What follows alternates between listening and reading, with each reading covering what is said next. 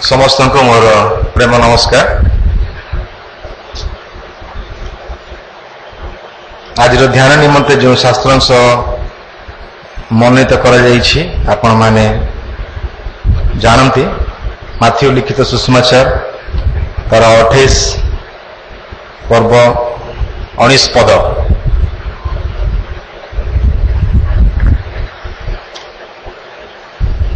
प्रभु वाक्य ये आम को दि जाए केवल प्रभु वाक्यर आलोक निजर जीवन को निजर चरित्र को सजाड़ा ताहा नुहे ये पवित्र वाक्यर आलोक निजर चिंताधारा को आम सजाड़ी पारिबा।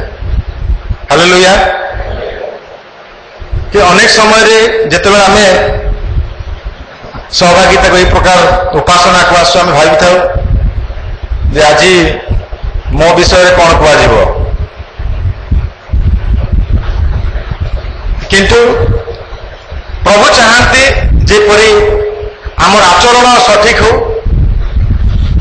परी हो आमर बुझावना परी हो। आज मु यही प्रार्थना करे प्रभु तांको वाक्य द्वारा आमर समस्त चिंताधारा को से मार्जित करंतु। कारण बाइबल अनेक विषय अच्छी जो विषय प्रसंग के आम ठीक भाव में बुझी ना बाइबल हुए तो आम अनेक थर पढ़ी विभिन्न संपर्क नहीं विभिन्न पुस्तक आम पढ़ी माने नुहे जे आम से प्रसंग विषय संपूर्ण ज्ञान लाभ करियछु। आज मु एक गुरुत्वपूर्ण विषय प्रसंग नहीं ठिया आ से गुरुत्व प्रसंग होला बाइबल संबंधी बाप्तिस्म। बाप्तिस्मर अर्थ बाप्तिस्मर तात्पर्य आम समस्त को जानवा हम। जदि आम जीवन में विश्वासी भाव में बाप्तिस्म ग्रहण करियछु हुए तो अनेक वर्ष धरी बाप्तिस्म ग्रहण करियछु तथापि आम को बाप्तिस्म विषय शिक्षा लाभ करने को हम। कारण आम पर जो पीढ़ी जन्म ग्रहण कर आसुंच से ठीक उचित शिक्षा देवा पड़ो। पीढ़ी पर पीढ़ी आम को विभिन्न बाइबल संबंधी प्रसंग को पास करने को हम प्रदान करने को हम।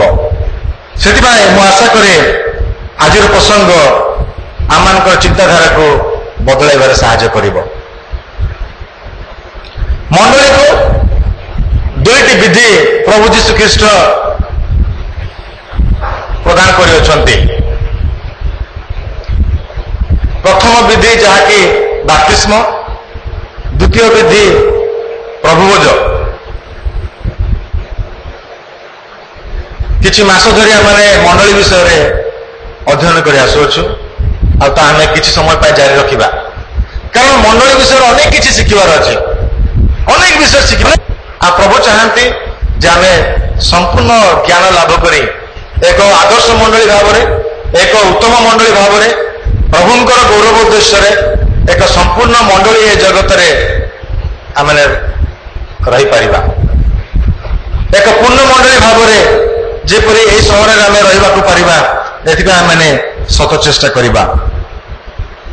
बाप्तिस्म प्रसंग एपर एक प्रसंग जहाँकि अनेक समय आम गुरुत्व दे न था। प्रभुभोज को आम जी गुरुत्व दो बाप्तिस्म को आम से गुरुत्व दे न था।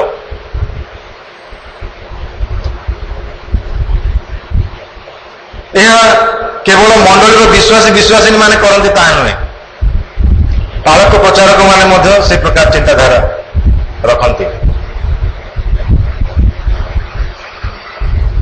आज आम देखा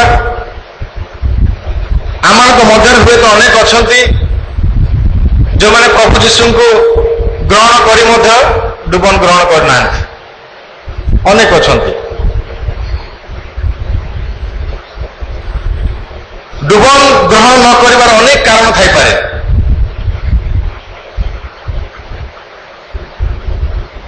ଖ୍ରୀଷ୍ଟିଆନ ପଣ୍ଡିତ ମାନେ 5ଟି କାରଣ ସେମାନେ ବାହାର କରିଛନ୍ତି, ନିରୀକ୍ଷଣ କରିଛନ୍ତି। ପ୍ରଥମ କାରଣ, ମଣ୍ଡଳୀରେ ଅନେକ ଆଜି ପର୍ଯ୍ୟନ୍ତ କାହିଁକି ବାପ୍ତିସ୍ମ ଗ୍ରହଣ କରିନାହାନ୍ତି? କୁହାଯାଏ ଯେ କେତେ ଲୋକ ବାପ୍ତିସ୍ମ ବିଷୟରେ ଜ୍ଞାନ ଲାଭ କରିନାହାନ୍ତି। ସେମାନଙ୍କର ଅଜ୍ଞାନତା ହେତୁ ଆଜି ସେମାନେ ବିନା ବାପ୍ତିସ୍ମରେ ଅଛନ୍ତି। ସବୁ କରନ୍ତି, ଗିର୍ଜାକୁ ଆସନ୍ତି, ପ୍ରାର୍ଥନା କରନ୍ତି, ପ୍ରଚାର ମଧ୍ୟ କରନ୍ତି, କିନ୍ତୁ ବାପ୍ତିସ୍ମ ଗ୍ରହଣ କରିନାହାନ୍ତି। ଅଜ୍ଞାନତାର କାରଣ ଅନେକ ଅଛି।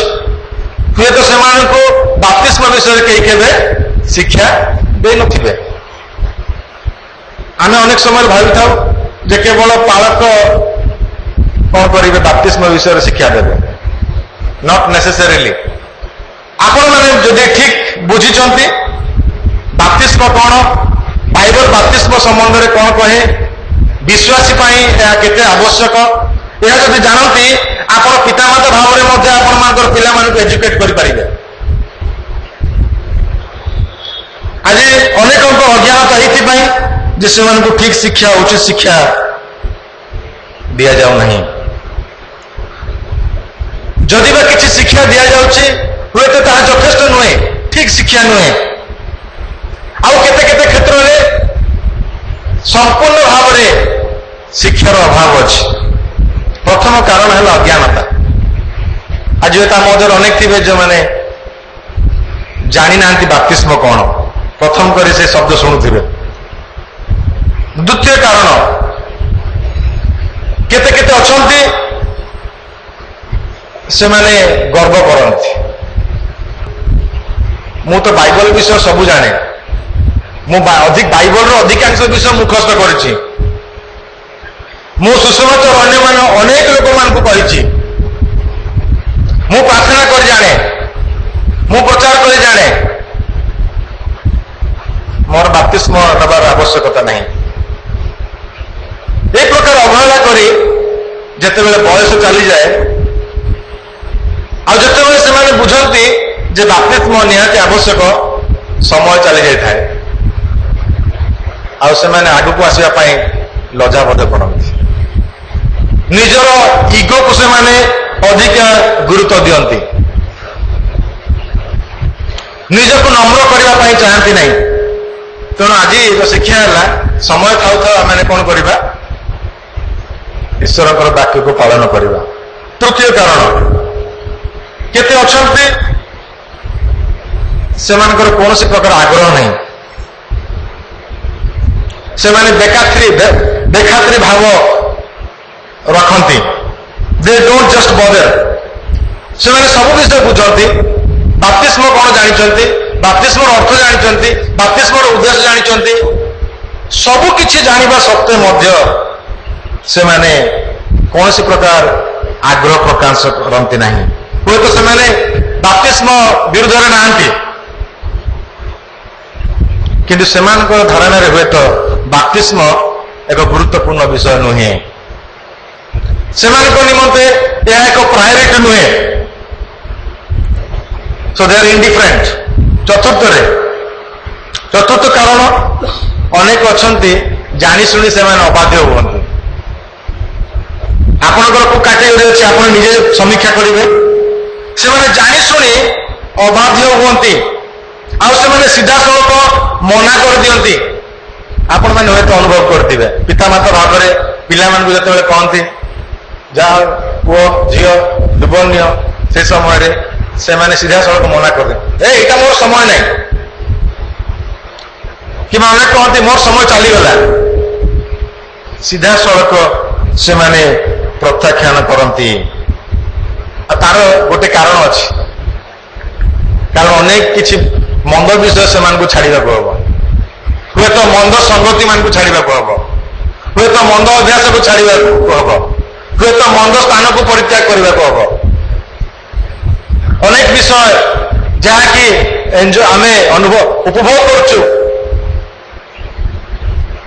ଆଉ से मंदता को परित्याग करने को हम से अनेक कहते आज ना काली काली ना परदिन 2015 नुह 2016 2016 आसला 2017 2017 आसला 18 एमती समय गड़े गड़े चलिए यह हूँ अबाध्यतार चिन्ह बाक्य अनुसार यह हूँ अबाध्यतार चिन्ह से जदि आपण मैंने भावुंट जे मो पाप सहित सालिश करने हेतु मो प्रभुंकर आज्ञा को मानिबी नहीं ताले आपण भूल कर पंचम कारण कहीं अनेक आज अडुबित अच्छा कारण से माने प्रथम प्रभु जीशु ख्रीस्ट को निजर परित्राणकर्ता भाव ग्रहण करना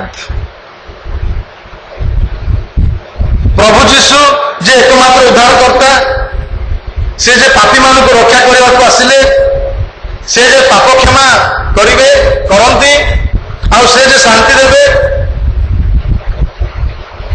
से जे आम को भरोसा दियंती से आम को अनंत जीवन दियंती ए विषय हुए तो से माने जानी ना जो पर्यंत जड़े पापी से निजर पाप को स्वीकार न करे अनुताप न करे से पर्यंत पवित्र आत्मा ताको हृदय रे कार्य करिवे नहीं पवित्र आत्मा ताको हृदय रे कार्य करिवे नहीं और पवित्र आत्मा जो पर्यंत कार्य करंती नहीं केबे हेले से माने आगो को आसीबे नहीं प्रिय माने जो माने अडुबित अवस्था अच्छा आपण को कैटेगरी पड़ती आपण कि ए प्रसंग संबंध में कौन सी ज्ञान लाभ करना ना आपण कि सब किसी जानी निजर इगो को सुरक्षा दौरान अग्राधिकार दौरान आज के आपण माने से बेखातरी मनोभाव डेवलप कर आज की जानी शुणी समय को अतिबाहित कर आज के आपण माने प्रभु जीशु ख्रीस्ट को निजर परित्राणकर्ता भाव में ग्रहण करते जदि करना ताले प्रभु मान को सुजोग पर सुजोग दौरान आज हूँ से दिन वर्तमान हूँ से दिन परित्राण दिन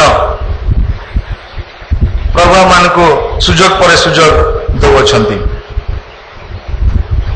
आमने आसु आम देखा बाइबल बाप्तिस्म संबंध में कौन कहे प्रथम विषय बाप्तिस्म ईश्वर एक आदेश baptism is an ordinance of the lord बाप्तिस्म ईश्वर आदेश बाइबल रे अनेक आदेश अच्छी विश्वासी भाव में जदि कौन सी आदेश पालन करने को हम ताहा बाप्तिस्म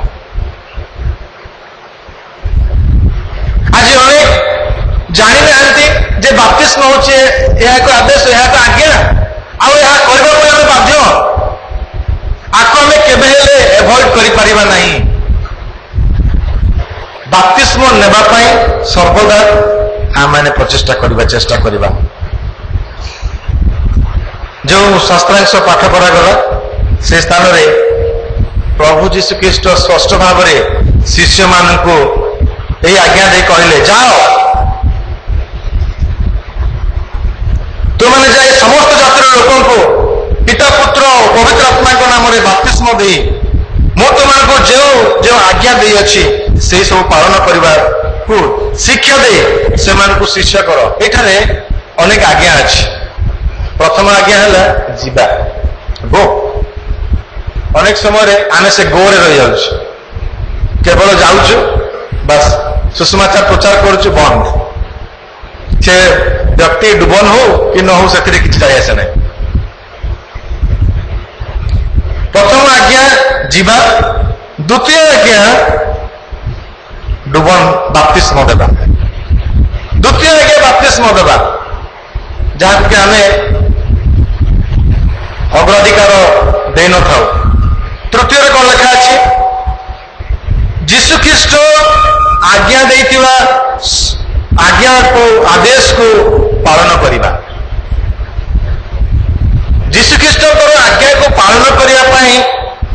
ସେମାନଙ୍କୁ ଶିକ୍ଷା ଦେବାକୁ ହବ। ତାପରେ ଶିଷ୍ୟତ୍ୱ କରିବାକୁ ହବ। ଦେଖନ୍ତୁ ଅନେକ ଆଦେଶ ସେ 2 ପଦରେ ପ୍ରଭୁ ଯୀଶୁ ଖ୍ରୀଷ୍ଟ ମଣ୍ଡଳୀକୁ ଦେଇଛନ୍ତି, କିନ୍ତୁ ଅନେକ ସମୟରେ ଆମେ କଣ କରୁଛୁ, ଆମେ we are picking and choosing। କେତେଟା ପାର୍ଟିକୁଲାର ବିଷୟକୁ ଆମେ ବେଶୀ ଗୁରୁତ୍ୱ ଦେଇ କେତେକ ଆଦେଶକୁ ଆମେ କଣ କରୁଛୁ, ଅଣଦେଖା କରୁଛୁ। ଯୋଉ ସ୍ଥାନରେ ପ୍ରଭୁ ଯୀଶୁ ଖ୍ରୀଷ୍ଟ ଆଦେଶ ଦେଇଛନ୍ତି ଆମେ ସେଇ ବିଷୟକୁ କେବେ ହେଲେ ଅଣଦେଖା କରିପାରିବା ନାହିଁ। କାରଣ ବାଇବଲରେ ଯୀଶୁ ଖ୍ରୀଷ୍ଟଙ୍କର ଶିଷ୍ୟମାନେ ସେମାନେ କେବେ ଅଣଦେଖା କରିନାହାନ୍ତି। ପିତର ସେ ଯେତେବେଳେ ପ୍ରଥମ କରି ପ୍ରଚାର କରୁଛନ୍ତି ସେହି ସମୟରେ ହିଁ ଯୋଉ 3,000 ଲୋକ ପ୍ରଭୁଙ୍କ ନିକଟକୁ ଆସିଲେ, ଆଉ ସେଇଦିନ ସେମାନଙ୍କୁ ଡୁବନ ଦିଆଗଲା। ଦେଖନ୍ତୁ ଆର୍ଜେନ୍ସି, ଆଦେଶ ମାନିବାର ଆର୍ଜେନ୍ସି ଜରୁରୀ, କେତେ ଗୁରୁତ୍ୱପୂର୍ଣ୍ଣ, କେତେ ଆବଶ୍ୟକ। ପିତର ତାହା କଲେ।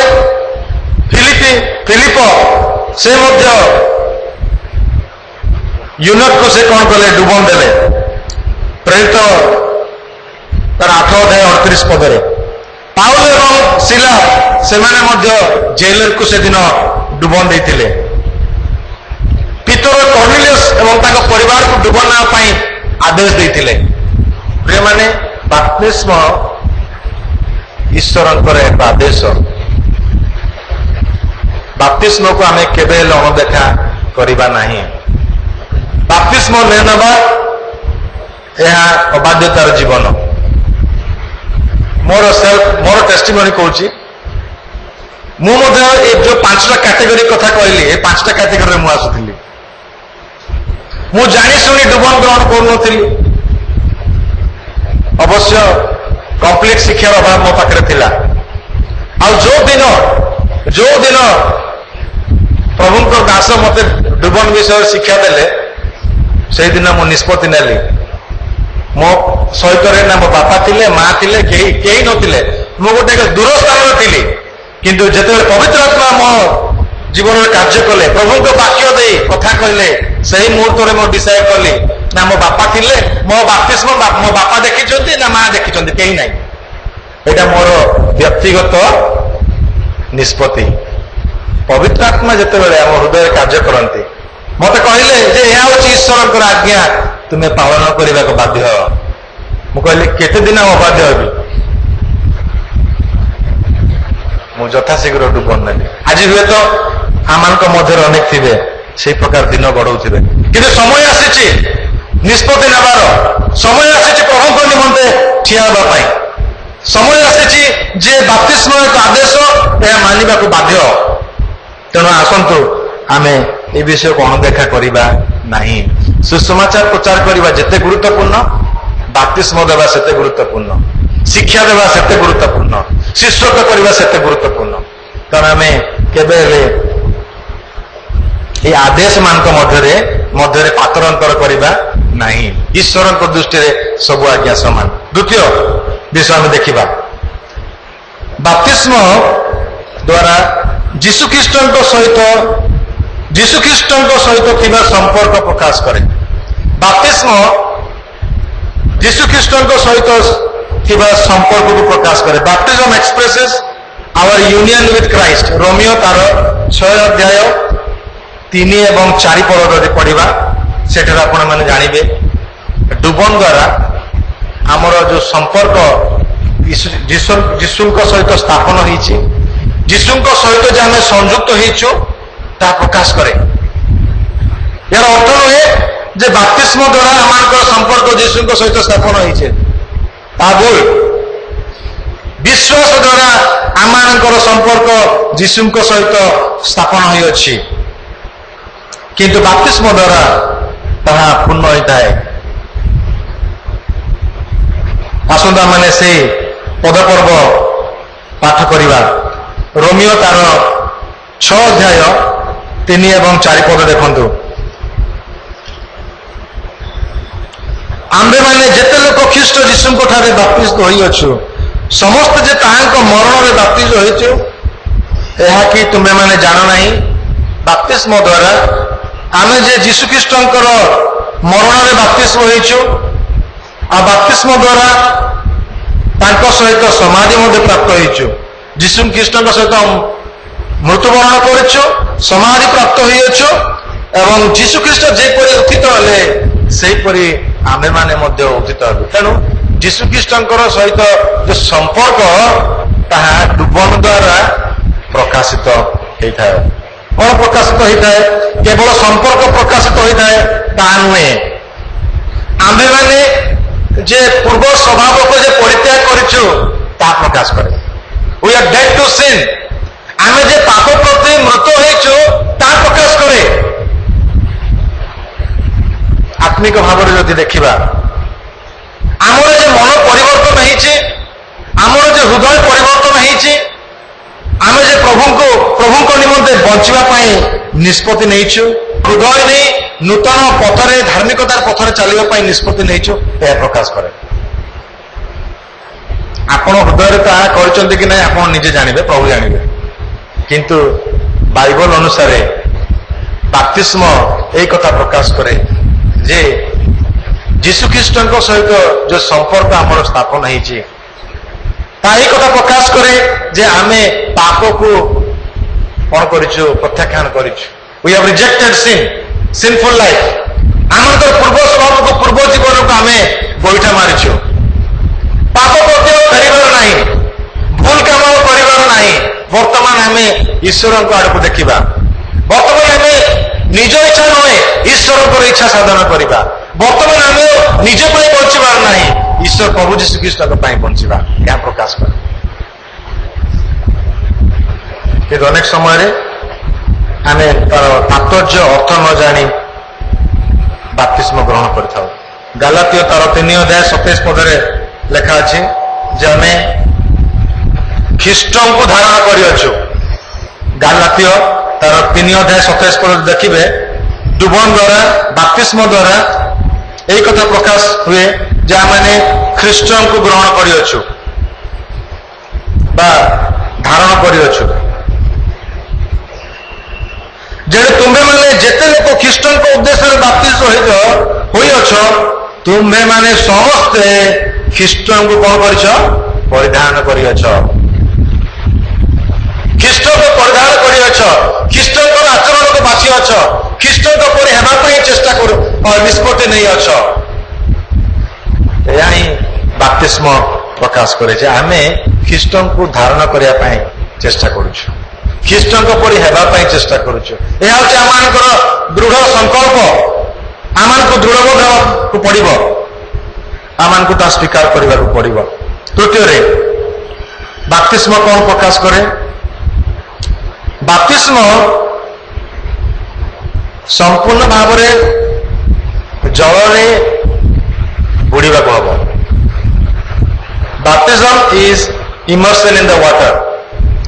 ବାପ୍ତିସ୍ମ ର ଅର୍ଥ ଯେ ଜଳରେ ବୁଡ଼ିବାକୁ ହବ, ଡିପିଂ। କାହିଁକି ଏହା ଗୁରୁତ୍ୱପୂର୍ଣ୍ଣ? କାରଣ ଅନେକ ମଣ୍ଡଳୀ ଅଛି ସେଠି ଜଳରେ ଡୁବନ ଦିଅନ୍ତି ନାହିଁ, ସେମାନେ ପାଣିରେ ଛିଞ୍ଚନ୍ତି। ଅନେକ ମଣ୍ଡଳୀ ଅଛି ଯୋଉଠାରେ ମଗରେ ପାଣି ନେଇକରି ମୁଣ୍ଡରେ ଢାଳନ୍ତି। ତାହା ବାଇବଲ ସମ୍ବନ୍ଧୀୟ ନୁହେଁ, ତାହା ବାଇବଲ ଭିତ୍ତିକ ନୁହେଁ। ସେଥିପାଇଁ ଏହା ଜାଣିବା ଅତି ଜରୁରୀ। ବାଇବଲ ଅନୁସାରେ ବାପ୍ତିସ୍ମ କେବଳ ଜଳରେ ନେବାକୁ ପଡିବ, ଜଳରେ ବୁଡ଼ିବାକୁ ହବ। କୋଉଠି ଲେଖା ହେଇଛି? ବାପ୍ତିସ୍ମର ଶବ୍ଦ, ମୂଳ ଶବ୍ଦ ଯଦି ଆମେ ଦେଖିବା, ମୂଳ ଶବ୍ଦର ଅର୍ଥ ବୁଡ଼ିବା, ଟୁ ଇମର୍ସ, ଟୁ ଡିପ୍। ବାପ୍ତିସ୍ମର ଅର୍ଥ ବୁଡ଼ିବା। ଯଦି ପବିତ୍ର ଆତ୍ମା ଈଶ୍ୱର ଚାହିଁଥାନ୍ତି ଯେ ବାପ୍ତିସ୍ମ ଯଦି ପାଣିରେ ନ ବୁଡ଼ିବା କିମ୍ବା ଅନ୍ୟ କୌଣସି ମାଧ୍ୟମରେ ହେଇଥାନ୍ତା, ତାହେଲେ ହୁଏତ ପବିତ୍ର ଆତ୍ମା ଅନ୍ୟ ଶବ୍ଦ ବାଛିଥାନ୍ତି। କାରଣ ଆମେ ବିଶ୍ୱାସ କରୁଛୁ ବାଇବଲର ପ୍ରତ୍ୟେକଟି ଶବ୍ଦ ଈଶ୍ୱର ନିଃସତ, ଇନ୍ସପାୟାର୍ଡ ବାଇ ଗଡ୍, ଏଭ୍ରି ୱାର୍ଡ। ଏପରିକି ଫୁଲ ଷ୍ଟପ୍ ଏଣ୍ଡ କମା ମଧ୍ୟ ପବିତ୍ର ଆତ୍ମାଙ୍କ ଦ୍ୱାରା ମୁଦ୍ରାଙ୍କିତ ହେଇଛି। ତେଣୁ ବାଇବଲର କୌଣସି ଶବ୍ଦକୁ, କୌଣସି କମା ଡଟ୍କୁ ଆମେ ସାଧାରଣ ମନେ କରିବା ନାହିଁ, କାରଣ ପବିତ୍ର ଆତ୍ମା ଈଶ୍ୱର ହେଉଛନ୍ତି ବାଇବଲର ଲେଖକ। ଆଉ ସେ ଜାଣିଛନ୍ତି କୋଉ ଶବ୍ଦ ବ୍ୟବହାର କଲେ କୋଉ ଅର୍ଥ ହବ। ତେବେ ଆମେ କିପରି ନିଜ ନିଜ ଇଚ୍ଛା ଅନୁସାରେ ନୂଆ ନୂଆ ଚିନ୍ତାଧାରା ଅଭ୍ୟାସ କରିବା, ପାଳନ କରିବା? ତେଣୁ ବାଇବଲ ଅନୁସାରେ ଆମେ ଦେଖୁଛୁ ଯେ ଡୁବନ ଜଳରେ ଦିଆଯାଏ। ଯଦି ଆପଣମାନେ କେହି ଜଳରେ ନେଇନାହାନ୍ତି ଆଉ ଥରେ ଡୁବନ ନିଅନ୍ତୁ, କଣ କରିବା? କାରଣ ଆପଣଙ୍କର ଡୁବନ ଜଣେ ଭୁଲ ଡୁବନ, ଈଶ୍ୱରଙ୍କ ଦୃଷ୍ଟିରେ ଗ୍ରହଣୀୟ ନୁହଁ। ଆପଣମାନେ ଚିନ୍ତା କରନ୍ତୁ, ଜଳରେ କେବଳ ବାଇବଲ ଅନୁସାରେ ଯଦି ଆପଣମାନେ ଜଳରେ ଡୁବ ନେଇନାହାନ୍ତି ଆପଣମାନଙ୍କୁ ଆଉ ଥରେ ନେବାକୁ ପଡିବ, କାରଣ ସେଇ ଡୁବନର କିଛି ମୂଲ୍ୟ ନାହିଁ। କେବଳ ଯୋଉ ଡୁବନ ବାଇବଲରେ ଲେଖାଯାଇଛି, ଆଦେଶ ଦିଆଯାଇଛି, ସେଇ ପ୍ରକାର ଡୁବନ ଯଦି ଆପଣ ନେବେ ତାହେଲେ ଆପଣମାନଙ୍କର ଡୁବନ ଈଶ୍ୱରଙ୍କ ଦୃଷ୍ଟିରେ ଗ୍ରହଣୀୟ ହବ। ଆଦ୍ୟ ମଣ୍ଡଳୀ ଜଳରେ ବାପ୍ତିସ୍ମ ଦେଲେ। ଫିଲିପ ଯେତେବେଳେ ସେ ନପୁଂସକକୁ ବାପ୍ତିସ୍ମ ଦେବା ପାଇଁ ଚାହିଁଲେ, ସେ ସମୟରେ ସେ ଚାହିଁଥିଲେ ଟିକେ ଢାଳରେ ପାଣି ନେଇକରି ଢାଳି ଦେଇଥାନ୍ତେ ତାଙ୍କ ମୁଣ୍ଡରେ, କିନ୍ତୁ ଫିଲିପ ଚାହିଁଲେ ଯେ ଯୋଉ ସ୍ଥାନରେ ଯଥେଷ୍ଟ ଜଳ ଅଛି সেই ସ୍ଥାନକୁ ଯିବା ପାଇଁ, କାରଣ ଯଥେଷ୍ଟ ଜଳ ଦ୍ୱାରା ବାପ୍ତିସ୍ମ ନେବା ଦ୍ୱାରା ଯୋଉ ଉଦ୍ଦେଶ୍ୟ ପ୍ରଭୁ ରଖିଛନ୍ତି ସେ ଉଦ୍ଦେଶ୍ୟ ସଫଳ ହେବ। ଯୀଶୁ ଯେତେବେଳେ ବାପ୍ତିସ୍ମ ନେଲେ ସେ ଜଳରୁ ବାହାରିଲେ ବୋଲି ଲେଖା, ହି କେମ୍ ଆଉଟ୍ ଅଫ୍ ଦ ୱାଟର। ତେଣୁ ବାଇବଲ ଅନୁସାରେ ଡୁବନ କେବଳ ଜଳରେ ନିଆଯାଏ। ଚତୁର୍ଥ ବିଷୟ, ବାପ୍ତିସ୍ମ ତ୍ରିଏକ ଈଶ୍ୱରଙ୍କ ନାମରେ ନିଆଯାଏ। ବାପ୍ତିଜମ ଇଜ ଟ୍ରିନିଟରିଆନ। ଅନେକ ଅଛନ୍ତି ଯେଉଁମାନେ କି କେବଳ ଯୀଶୁଙ୍କ ନାମରେ ବାପ୍ତିସ୍ମ ଦିଅନ୍ତି, only ଜିଜସ୍। That is a wrong doctrine. Only Jesus is wrong doctrine. ପିତା କୁଆଡେ ଯିବେ, ପବିତ୍ର ଆତ୍ମା କୁଆଡେ ଯିବେ? ଆମେ ପୁରା ତ୍ରିଏକ ଈଶ୍ୱରକୁ ବିଶ୍ୱାସ କରୁଛୁ। ବାଇବଲ ପୁରା ତ୍ରିଏକ ଈଶ୍ୱରଙ୍କ ବିଷୟରେ ଶିକ୍ଷା ଦିଏ। ଆମେ କି ପ୍ରକାର ଭାବରେ ସେଇ ପ୍ରକାର ଶିକ୍ଷାକୁ ଆମେ ଗ୍ରହଣ କରିବା? ଦେଖନ୍ତୁ, ଆମେ ଯଦି ସେଇ 28 ଅଧ୍ୟାୟର 19 ପଦରେ ଦେଖିବା, ସେଠାରେ ଲେଖା ଅଛି ସ୍ପଷ୍ଟ ଭାବରେ, ଯୀଶୁ ନିଜେ କହୁଛନ୍ତି, ତୁମ୍ଭେମାନେ ଯାଇ ସମସ୍ତ ଲୋକଙ୍କୁ ପିତା ପୁତ୍ର ପବିତ୍ର ଆତ୍ମାଙ୍କ ନାମରେ, ପିତା ପୁତ୍ର ପବିତ୍ର ଆତ୍ମାଙ୍କ ନାମରେ, କାରଣ ଯୋଉ ପରିତ୍ରାଣ ପ୍ରଭୁ ଆମମାନଙ୍କୁ ଦେଇଛନ୍ତି, ଯୋଉ ପରିତ୍ରାଣ ଆମେ ଆସ୍ୱାଦନ କରିଛୁ, ଯୋଉ ପରିତ୍ରାଣ ଆମେ ଗ୍ରହଣ କରିଛୁ, ଯୋଉ ପରିତ୍ରାଣ ଆମେ ଅନନ୍ତ ଜୀବନ ପାଇଛୁ, ସେହି ପରିତ୍ରାଣ ତ୍ରିଏକ ଈଶ୍ୱରଙ୍କ ଦ୍ୱାରା ଆମମାନଙ୍କୁ ପ୍ରଦତ୍ତ ହୋଇଅଛି। ତାହା କେବଳ ଯୀଶୁଖ୍ରୀଷ୍ଟଙ୍କ ଦ୍ୱାରା ପ୍ରଦତ୍ତ ହୋଇନାହିଁ।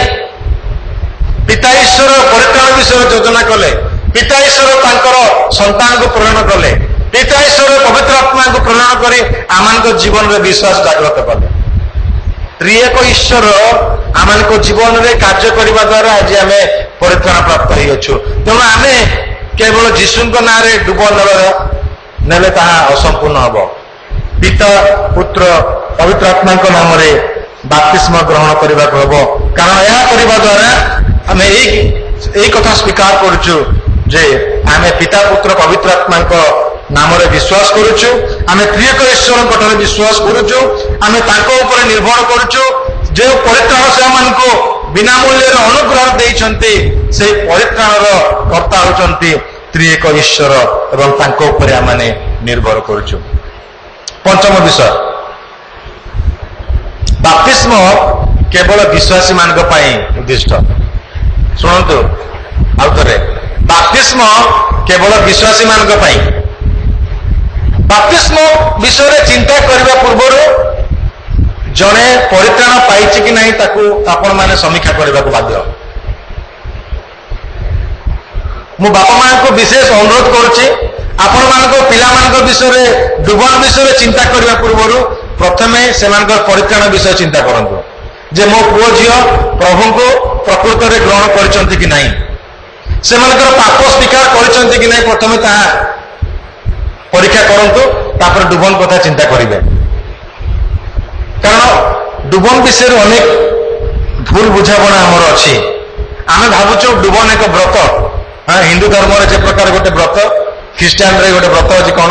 ଡୁବନ ବ୍ରତ। ଯେତେବେଳେ ବୟସ ହେଇଯିବ ନେଇକିରି ପାଣିରେ ବୁଡେଇ ଦିଅ, ପାପ କ୍ଷମା ହେଇଯିବ। ଭୁଲ। ଯୋଉ ପର୍ଯ୍ୟନ୍ତ ଜଣେ ବିଶ୍ୱାସ କରେ ନାହିଁ ପ୍ରଭୁ ଯୀଶୁ ଖ୍ରୀଷ୍ଟଙ୍କୁ ତାଙ୍କର ପରିତ୍ରାଣକର୍ତ୍ତା ଭାବରେ, ନିଜର ପରିତ୍ରାଣକର୍ତ୍ତା ଭାବରେ, ସେ ଡୁବ ନେବା ପାଇଁ ତାର ଯୋଗ୍ୟତା ନାହିଁ। ଆମେ ହୁଏତ ମୁଖାପେକ୍ଷା କରି ଦେଇପାରୁ, ସେଟା ପ୍ରଭୁ ଆମର ଠାରୁ ନିକାଶ ନେବେ, କିନ୍ତୁ ପ୍ରଭୁଙ୍କ ଦୃଷ୍ଟିରେ ତାହା ଗ୍ରହଣୀୟ ନୁହେଁ। ତେଣୁ ଡୁବନ ପୂର୍ବରୁ ଆପଣମାନେ ପ୍ରଥମେ ଜାଣନ୍ତୁ ଯେ ସେମାନଙ୍କର ପରିତ୍ରାଣର ଜ୍ଞାନ କେତେ ଅଛି, ପ୍ରକୃତରେ ସେମାନେ ପରିତ୍ରାଣ ପାଇଛନ୍ତି କି ନାହିଁ। କାରଣ ଡୁବନ ବା ବାପ୍ତିସ୍ମ ଆମମାନଙ୍କର ବିଶ୍ୱାସର ଏକ କର୍ମ, ଏକ୍ସପ୍ରେସନ ଅଫ ଫେଥ୍। ଏହା କୌଣସି ଶିଶୁମାନଙ୍କ ପାଇଁ ନୁହେଁ, 7 ଦିନର ଛୁଆମାନଙ୍କ ପାଇଁ ନୁହେଁ, 21 ଦିନର ଛୁଆମାନଙ୍କ ନିମନ୍ତେ ନୁହେଁ, 3 ମାସର ଛୁଆମାନଙ୍କ ନିମନ୍ତେ ନୁହେଁ। ବାପ୍ତିସ୍ମ କେବଳ ବିଶ୍ୱାସୀମାନଙ୍କ ପାଇଁ। ତେଣୁ ଆମେ ପ୍ରଭୁଙ୍କ ଲୋକ ଭାବରେ ଯୋଉ ବାଇବଲକୁ ଆମେ ସମ୍ମାନ ଦଉଛୁ, ଯୋଉ ବାଇବଲର ଶିକ୍ଷାକୁ ଆମେ ଗ୍ରହଣ କରୁଛୁ, ସେ ବାଇବଲ ଅନୁସାରେ ପ୍ରଥମେ ଆମେ ପିଲାମାନଙ୍କର ନିଜ ନିଜର ପରିତ୍ରାଣ ବିଷୟରେ ସମୀକ୍ଷା କରିବା। ଆପଣ ବୟସକୁ ଦେଖନ୍ତୁ ନାହିଁ, କୌଣସି ପରିସ୍ଥିତିକୁ ଦେଖନ୍ତୁ ନାହିଁ। ବେଳେ ବେଳେ ଅନେକ ପ୍ରକାର ସମସ୍ୟା ହୁଏ। ଆମ ମଣ୍ଡଳୀରେ ବାପ୍ତିଜମ କମିଟି ଅଛି, ଆଉ ସେ କମିଟିର କାମ ହେଲା ଯେ ପିଲାମାନେ ପରିତ୍ରାଣର ଜ୍ଞାନ ପାଇଛନ୍ତି କି ନାହିଁ, ପରିତ୍ରାଣର ଅନୁଭୂତି ହେଇଛି କି ନାହିଁ ଦେଖିବା ଜରୁରୀ। ବାଇବଲ ସମ୍ବନ୍ଧୀୟ ଆପଣ ହয়ତ ପିତାମାତା ଭାବରେ ଭାବୁଥିବେ ଏଇଟା କଣ, ବିଶ୍ୱାସ କଲେ ତ ନେଇକି ଡୁବନ ଦେବା, କିନ୍ତୁ ଆମମାନଙ୍କୁ ବାଇବଲ ଯାହା କହୁଛି ତାହା କରିବାକୁ ହବ। ୱି ମଷ୍ଟ ଡୁ ରାଇଟ୍, ଯାହା ଯଥାର୍ଥ ତାହା କରିବାକୁ ହବ। ସେଥିପାଇଁ ଆପଣମାନେ ଭାବନ୍ତୁ ନାହିଁ ଡୁବନ କ୍ଲାସ 2 ମାସ 3 ମାସ ନେଇଗଲା ପରେ somebody is qualified। ଦୟାକରି ସେ ପ୍ରକାର ଚିନ୍ତାଧାରା ଦୂର କରନ୍ତୁ। 2 months କ୍ଲାସ ହେଲା, he is ready or she is ready, କହିହବ ନା, ଆମେ କିଛି କହିପାରିବାନି। ଆପଣମାନେ ନିଜେ ନିଜେ ମଧ୍ୟ ପରୀକ୍ଷା କରିପାରିବେ। ତେଣୁ ପ୍ରଥମେ ଆମେ ଦେଖିବାକୁ ହବ ସେମାନଙ୍କର ଜୀବନ କେତେ ପରିବର୍ତ୍ତନ ହେଇଛି, ଈଶ୍ୱରଙ୍କ ପ୍ରତି ସେମାନଙ୍କର ତୃଷା କ୍ଷୁଧା କେତେ ପରିମାଣର ଅଛି। ଆପଣମାନେ ତା ସମୀକ୍ଷା କରି ପିଲାମାନଙ୍କ ବିଷୟରେ ପ୍ରାର୍ଥନାର ସହିତ ନିଷ୍ପତ୍ତି ନେବେ, ସେମାନଙ୍କୁ ସାହାଯ୍ୟ କରିବେ। ଶେଷରେ ବାପ୍ତିସ୍ମ ଦ୍ୱାରା ବାପ୍ତିସ୍ମ ସ୍ଥାନୀୟ ମଣ୍ଡଳୀ ସହିତ ସଂଯୁକ୍ତ କରାଏ। ବାପ୍ତିସ୍ମ ସ୍ଥାନୀୟ ମଣ୍ଡଳୀ ସହିତ ସଂଯୁକ୍ତ କରାଏ। 1 Corinthians 12:13। ଅନେକ ସମୟରେ ଆପଣମାନେ ଭାବୁଥିବେ ଯେ ଅନେକ ଇନଷ୍ଟିଟ୍ୟୁସନ ସବୁ ଅଛି, ଆପଣ ଯିବେ ସେଠାରେ ଟ୍ରେନିଂ ନେବେ, ଆପଣ ଗୋଟେ ସାର୍ଟିଫିକେଟ ମିଳିବ, ଧରିକିରି ପଳେଇଲେ। ସେଇ ପ୍ରକାର ନୁହଁ, ବାପ୍ତିସ୍ମ ସେଇ ପ୍ରକାର ନୁହଁ, ସାର୍ଟିଫିକେଟ ମିଳିଲେ ଧରିକିରି ପଳେଇବେ। ଆପଣ ଡୁବନ ନେବା ଦ୍ୱାରା এই ମଣ୍ଡଳୀର ଜଣେ ସଭ୍ୟ ହେଉଛନ୍ତି। You are a very important member. এই ମଣ୍ଡଳୀର ଜଣେ ସଦସ୍ୟ ହେବା ଦ୍ୱାରା এই ମଣ୍ଡଳୀରେ ସହଭାଗିତା ରହିବାକୁ ହବ, এই ମଣ୍ଡଳୀର ସହଭାଗିତାକୁ ଅଗ୍ରାଧିକାର ଦେବାକୁ ହବ।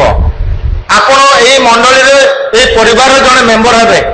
ଆପଣ ନିଜ ପରିବାରକୁ ଗୋଇଠା ମାରନ୍ତୁ ନାହିଁ, ନିଜ ପରିବାରକୁ ପ୍ରେମ କରିବାକୁ ହବ, ନିଜ ପରିବାର ପାଇଁ ପ୍ରାର୍ଥନା କରିବାକୁ ହବ, ନିଜର ପରିବାର ଲୋକମାନଙ୍କୁ ଗ୍ରହଣ କରିବାକୁ ହବ। କିନ୍ତୁ ଅନେକ ଭୁଲ ବୁଝନ୍ତି। ଡୁବନ ସାର୍ଟିଫିକେଟ ସୁନ୍ଦର ଅଛି, it will be world wide accepted. ଭୁଲ। ବାପ୍ତିସ୍ମ ଦ୍ୱାରା ଆମେ ମଣ୍ଡଳୀଭୁକ୍ତ ହେଇଥାଉ। ମଣ୍ଡଳୀଭୁକ୍ତ ହେବା ଦ୍ୱାରା ଆମେ ଆତ୍ମିକ ଭାବରେ ବୃଦ୍ଧି ଲାଭ କରିଥାଉ। କି ପ୍ରକାର? ବାକ୍ୟ ଧ୍ୟାନ ଦ୍ୱାରା, ବାକ୍ୟ ଅଧ୍ୟୟନ ଦ୍ୱାରା, ପ୍ରାର୍ଥନା ଦ୍ୱାରା, सहभागिता द्वारा परस्पर को उत्साहित करने द्वारा परस्पर को तोली धरिबा द्वारा मिलित भाव में आम परस्पर निष्ठार कारण हवाक हम से प्रभु आपन को सुजोग देते मंडली रे जड़े सभ्य हाँपाई so that you can be a blessing अन्य मान निमंते आप एक आशीर्वाद कारण हवाक हम जो मैंने आपण मानकर डाण कि बाम बस से आशीर्वाद कारण हवाक हम अदरवाइज किसी लाभ नहीं आपण मान द्वारा प्रभुंकर राज्य मो द्वारा प्रभुंकर राज्य विस्तार हो पार नहीं मंडली आग को बढ़ी पार नहीं मंडली आम समस्त को नहीं तेणु जन सभ्य भाव में आमर यही कर्तव्य रे मंडली को सब आम गुरुत्व देवा मंडली सहित आम सब जड़ित रहा मंडली प्रार्थना करवा मंडली चिंता करवा प्रभु जो दान सब आम देते से दान को आम व्यवहार करवा आम अनेक समय कही था आम मंडली रे एते लोक अच्छा किंतु आमर गोटे समस्या अच्छी लीडरशिप क्राइसिस दायित्व नापी बहुत कम लोक अच्छा हाँ से भावती दायित्व ने पॉलिटिक्स रे पशिबे भूल धारणा प्रभु जो समस्त दान आपण मान देते से दान को आपण एठी एक्सरसाइज करंतु एठी व्यवहार करंतु प्रार्थना हो दान देवार हो किंबा अन्य को उत्साह देवार हो अन्य को सहानुभूति देखेबार हो गीत द्वारा हो वाद्य द्वारा हो जे प्रकार भाव में आपण मान को प्रभु जो दान देते से दान को एठी आसी एक्सरसाइज करंतु it is meant for this church आपण मान दान को अन्य जगह बिक्री करंतु नहीं एठी दियंतु प्रभु से दान कौन करेंगे बढ़ेबे आशीर्वाद बढ़ेबे एइथिपाई प्रभु आमान को मंडली रे संयुक्त करांती आज जदि आमर कौन सी भूल चिंताधारा अच्छी ताले प्रभु आमान को एक कथा कहउछंती जे आज समस्त भूल चिंता को भूल बुझाबना को आम सजाड़ीबाको पड़िबो जेपरी आम प्रभुंकर इच्छा साधन करवा आसंतु प्रार्थना करवा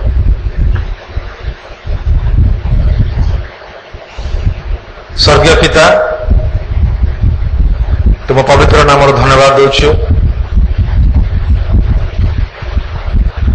तुम्हें आम को तुम वाक्य द्वारा कथा कहिछ बाप्तिस्म जे तुम्हें देथिबा एक आदेश मान को मानिबा को हबो प्रभु जो उद्देश्य तुम्हें आम को आदेश देछ ता जेपरि आम जीवन रे व्यक्तिगत जीवन रे मांडलिक जीवन रे साधन हवा को पारिबो तुम्हें साहाय्य कर प्रभु आमर भूल त्रुटि तुम्हें मार्जना कर प्रभु एत मैंने पवित्र मेजर अंश हेबा समय रे आम को तुम्हें सूची कर पवित्र कर नम्र कर जेपरि प्रभु आम पवित्रतार सहित नम्रतार सहित निर्मल हृदय मन रे मजर अंश हेबा पारिबो साहाय्य कर विशेषकर प्रार्थना करे मंडली जेते आज अडुबित अवस्था अच्छा प्रभु तुम्हें जानिच क्यों कारण रे किंतु प्रभु तुम्हें कथा कह जेपरि प्रभु से माने तुमर आदेश को मानी मंडली सहित संयुक्त हो तुमर इच्छा साधन करेंगे गौरव संभ्रम पूजा प्रशंसा तुमको दे सामान्य प्रार्थना प्राणकर्ता प्रभु यीशु नाम रे मागुछु आमेन।